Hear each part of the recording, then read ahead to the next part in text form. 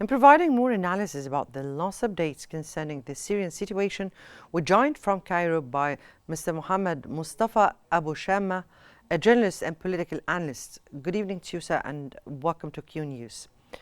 Now, how do you interpret Russia's partial withdrawal from northern Syria while maintaining control over key military bases?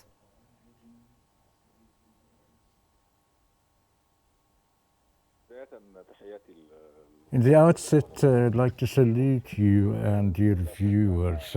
There's no doubt that there are agreements between the Russian state and the armed groups such as HTC that controlled the area, and it seems that the Russian side do not wish to engage with them or to clash with them. The presence of Russia in the future hasn't been exposed yet. Are they going to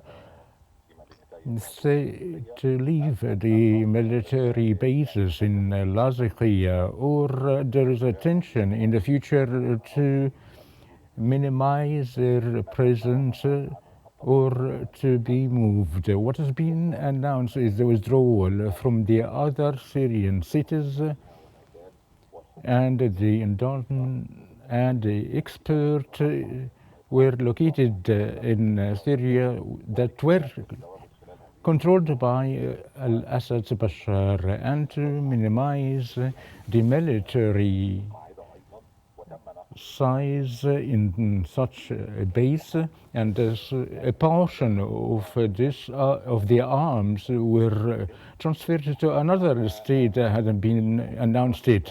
In fact, by the fall of Bashar al-Assad's regime, some Russia and Iran started to step back a few steps on the level of the political presence, as the fall of al-Assad regime represented an influence for them, since the Iranian and the Russian state supported the previous regime and to practice their control in that period. I think the hegemony or domination of the armed groups such as HTC that controlled most of the Syrian cities in the past few days, and formed a new government that prevailed to the step back of this role.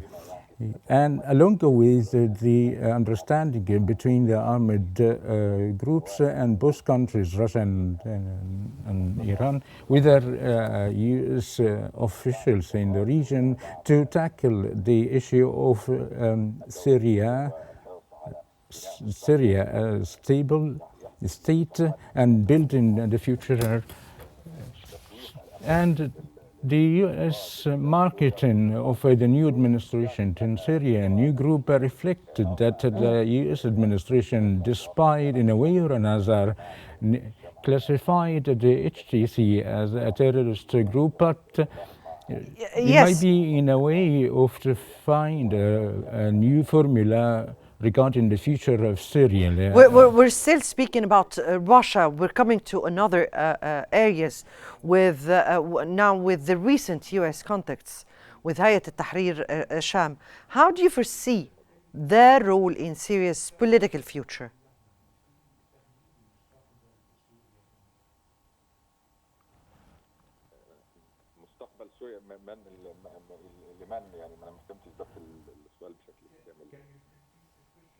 Again, we were speaking about the U.S. and the recent U.S. contacts with Hayat al-Tahrir al-Sham, and how do you foresee their role in Syria's political future?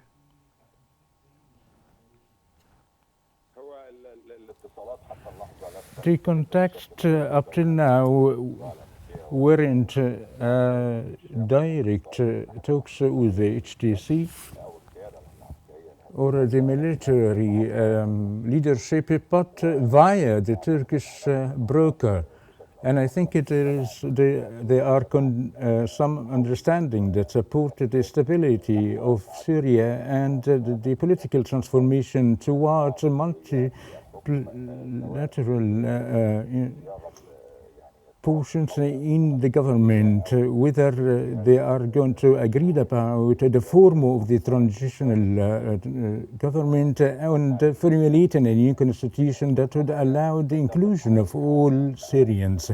These issues should be agreed upon by the United States of America and the Arab region countries, stipulated in the communique that was formulated yesterday by the Arab region, and as trying to build in trust bridges for the peace and security of the Syrian and supporting the elected authority that represents the Syrian. Also, as such, justice for the armed group that controlled the authority recently. And all of them, including the United States of America, are targeting a real transformation to a stable political system elected by the Syrian people. Right. Still, we're speaking about two areas in Syria. There are many other areas. That was Mr. Mohamed Mustafa Abu Shama, journalist and political analyst from Cairo. Thank you so much for your insights.